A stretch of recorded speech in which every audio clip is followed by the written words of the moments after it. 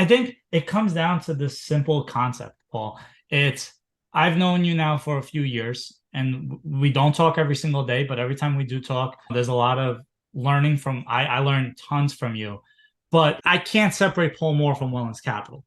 My investment in Wellings Capital is in as much as it is in Wellings Capital, it is in Paul Moore. And that is a relationship.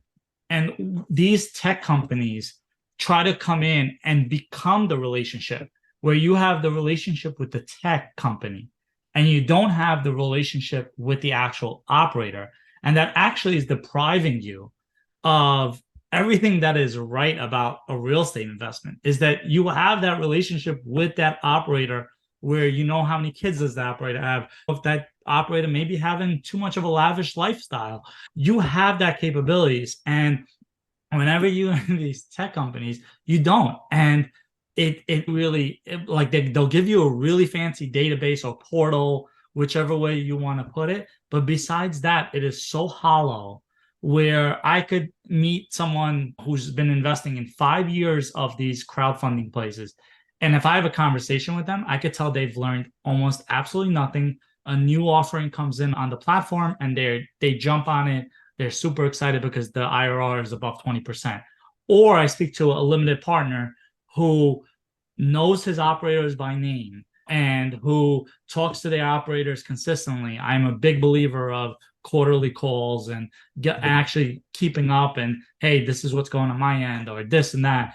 And when you take that away, you stop the learning process. And it's so critical as an investor to consistently learn. So I think these tech companies, I'm out there, like there's tons of quotes of me. Basically, I'm not a fan of them. And that's why I didn't want to mention any specifically name. And then you get as egregious as on one of the biggest platforms out there, a operator literally just took $40 million to buy the asset.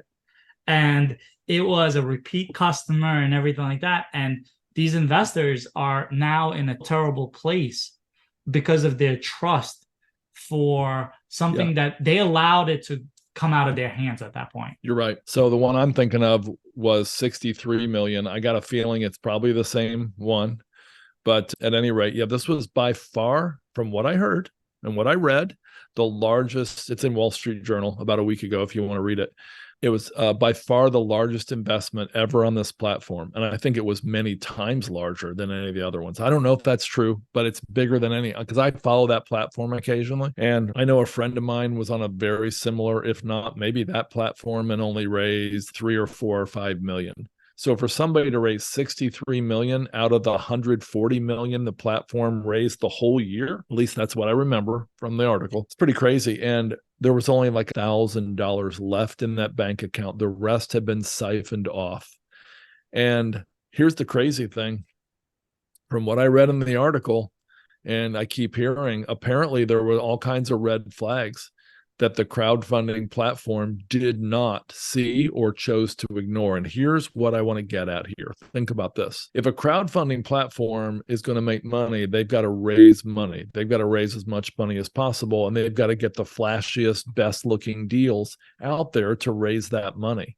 They're going to raise money, and they're going to make a profit based on the money raised, not on whether it performs well. It could go like really bad or really well, and they would still get paid because they get paid up front. Funds like yours make most of your money, and I don't want to speak for you, Dennis, but I'm going to, and you can tell me if I'm wrong, but I'm guessing you make most of your money when the deal is really profitable. You make most of your money on the back end from the split, the promote.